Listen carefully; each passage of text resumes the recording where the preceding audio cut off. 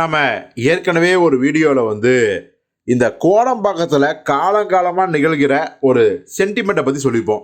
அதாவது positive sentiment நிறையா இருக்குது. முதல் காட்சி முதல் டைலாக்கே சக்ஸஸ் அப்படின்னு சொன்னால் அந்த படம் ஹிட் ஆகிடும். அப்புறம் ரஜினி படத்துக்கு ஏவிஎம் பிள்ளையார் கோயிலில் தேங்காய் உடைச்சா அந்த படம் ஹிட் ஆகிடும். இது மாதிரியான பாசிட்டிவான நம்பிக்கைகள்லாம் நிறையா இருந்துச்சு. அதை விட பல மடங்கு தப்பான நெகட்டிவான நம்பிக்கைகளும் கோடம்பாக்கத்தில் மலிஞ்சிருக்கு. அதில் ஒன்று பார்த்தீங்கன்னா, நம்ம நடிகர் அஜித்குமார் எடுத்துட்டா அவருடைய வி வரிசை படங்கள் எல்லாமே சூப்பர் டூப்பர் ஹிட்டு.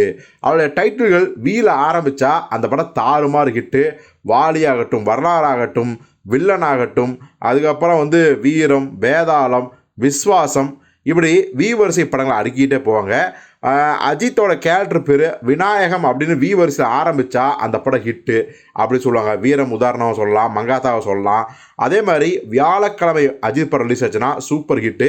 கரெக்டாக வியாழன்கிற முதல் வார்த்தை முதல் எழுத்தே பார்த்தீங்கன்னா கரெக்டாக அந்த வியாழன் அப்படிங்கிற வார்த்தையில் முதல் எழுத்து வி தான். ஸோ இப்படி ஏகப்பட்ட சென்டிமெண்ட் அஜித்தோட கேரியரில் இப்போ நிரம்பி வழியுது. இப்போது இதையும் தாண்டி இன்னொரு நெகட்டிவ் சென்டிமெண்ட் என்ன அப்படின்னா, அவர் நடித்த படம் பிப்ரவரி மாதம் ரிலீஸ் ஆச்சு அப்படின்னா அந்த படம் சரியாக போகாது, கமர்ஷியல் வெற்றி அடையாது, ஓப்பனாகவே சொன்னால் அது தோல்வி படமாயிடும் அப்படிங்கிறது தான் வரலாறுன்னு இண்டஸ்ட்ரியில் பேசிக்கிட்டே இருப்பாங்க. அதாவது அவர் கேரக்டர் ஆர்டிஸ்டாக பண்ண தலகாட்டின பாச மலர்கள் படமாகட்டும், அவர் டபுள் ஹீரோ சப்ஜெக்டில் ஒன்றா நடித்த கல்லூரி வாசலாகட்டும், அவர் ஓரளவு வெற்றி பெற ஹீரோவாகி ஒரு மிகப்பெரிய ஒரு மாஸ் ஹீரோ ஆனதுக்கப்புறம் அவர் நடித்த முகவரி படம் நல்ல அருமையான தரமான படம். அந்த படமும் பெருசாக போகலை. அதுக்கப்புறம் ஜி, அசல், எண்ணெய் எறிந்தால், வலிமை, இந்த படங்கள் எல்லாமே பிப்ரவரி மாதம் அஜித் நடிப்பில் வெளியான படங்கள். இந்த படங்கள் ரிசல்ட் உங்களுக்கே தெரியும், எல்லாமே ஃப்ளாப்பு தான். இதில் முகவரி மட்டும் பார்த்தீங்கன்னா ஒரு நல்ல படம், அருமையான படம். ஸோ அதை ஃப்ளாப்புன்னு சொல்ல வேணாம், பட் வசூல் ரீதியாக பெரிய அளவில் அந்த படம் கை கொடுக்கல. ஸோ இதுதான் அஜித்தோட பிப்ரவரி மாத படங்களோட சென்டிமெண்ட். அந்த சென்டிமெண்ட்டை விடாமுயற்சி உடைக்கணும் அப்படின்னு தான் நம்மளும் ஆசைப்பட்டோம். ஆனால் இப்போ வர ரிசல்ட்டெல்லாம் பார்த்தா அது உடைக்கல.